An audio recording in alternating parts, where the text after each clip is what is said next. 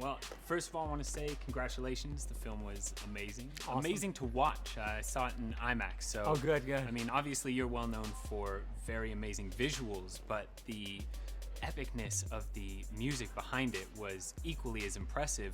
What inspired you to bring on Hans Zimmer and Junkie XL, combining two completely different styles into one?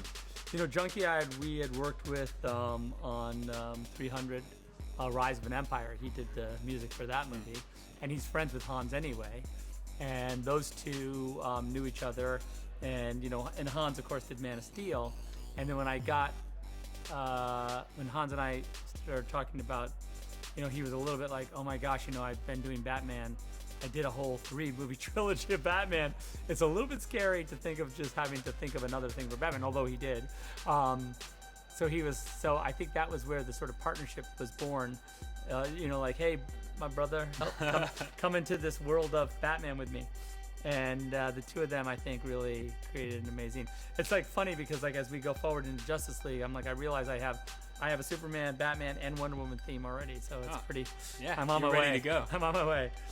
Now, I know that you're a huge fan of Frank Miller. How did the graphic novel aspect of Batman, as opposed to just the comics, how did that inspire you with this film? Yeah, the thing about Dark Knight Returns that really inspired me with this movie was that when I read that comic book, the series, in '86, I was floored by it because I felt like it promised me it challenged and promised my fundamental notions about Batman in an amazing way, right? And I was like, holy dang, like this is something else. And so it really sort of inspired me to sort of reconnect with Batman as a character and comic books in general. And I had read Watchmen, the year before and been like, wow, this is crazy. It's just like comic books are just out of their minds right now. And taking a different turn. Yeah, and it's, by the way, great.